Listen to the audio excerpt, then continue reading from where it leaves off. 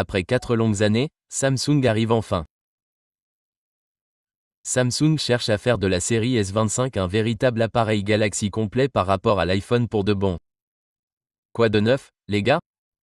Nous sommes donc à environ 43 jours de l'annonce officielle de la série Galaxy S25 en 2025, ainsi que de la première révélation possible du casque Samsung Galaxy XR. Il y a une très grande, importante et un peu triste nouvelle dont nous parlerons plus tard dans cette vidéo. Tout d'abord, Samsung cherche enfin à apporter une fonctionnalité tant attendue que nous voyons sur les iPhones depuis un certain temps. Il y a un moyen pour lequel les iPhones sont supérieurs aux appareils Samsung Galaxy, et c'est qu'ils ont des aimants. Grâce aux aimants ou à MagSafe, vous pouvez utiliser des accessoires magnétiques avec l'iPhone, quelque chose que vous ne pouviez pas faire nativement sur les appareils Galaxy. Eh bien, cela pourrait enfin changer avec la série Galaxy S25. Selon la série Galaxy S25, elle prendra en charge la norme de charge sans fil Q2 qui va apporter un profil de puissance magnétique sur ces appareils, ce qui est en quelque sorte une réponse à la technologie Max d'Apple.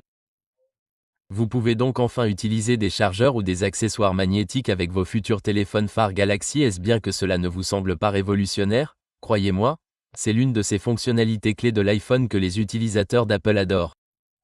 Et maintenant que Samsung apporte enfin cela à la série S25, il s'agit certainement d'une décision stratégique de Samsung pour attirer davantage d'utilisateurs d'iPhone du côté de Galaxy. De plus, dans l'actualité, c'est un peu inquiétant et cela pourrait être une surprise pour vous si vous ne vous y attendiez pas.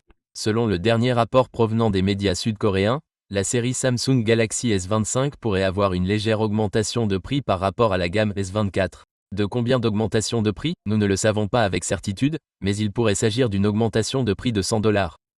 L'une des raisons pour lesquelles cette augmentation de prix se produit est le prix plus élevé de la nouvelle puce Qualcomm African Ad Elite qui arrive sur tous les marchés.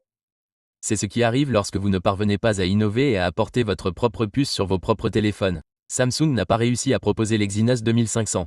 Par conséquent, ils doivent compter sur Qualcomm. Par conséquent, il y a une augmentation de prix. Maintenant, rien n'est confirmé pour le moment. Cela fluctuera en fonction des différents marchés. Nous verrons donc plus de détails à mesure que nous progresserons vers le lancement officiel. Maintenant, en parlant du lancement, dernier point mais non le moindre, Samsung est très susceptible de proposer son casque Galaxy XR en 2025. Peut-être pourrions-nous voir le premier prototype annoncé aux côtés de la série Galaxy S25 lors de l'événement Unpacked 2025. Selon les dernières nouvelles des médias sud-coréens, Samsung aurait pour objectif de proposer environ 50 000 casques Samsung XR pour le lancement de 2025. Ce nombre peut ne pas sembler énorme, mais étant donné qu'il s'agit du premier produit XR de Samsung, c'est certainement une position sûre pour commencer. Bien que ce ne soit pas définitif, nous pourrions voir la première démonstration de prototype lors de l'événement Unpacked de la série Galaxy S25. C'est donc tout pour cette vidéo. Faites-moi part de vos réflexions dans la section commentaires ci-dessous. Si vous êtes nouveau ici, abonnez-vous. Cela dit, je vous retrouve plus tard. À bientôt.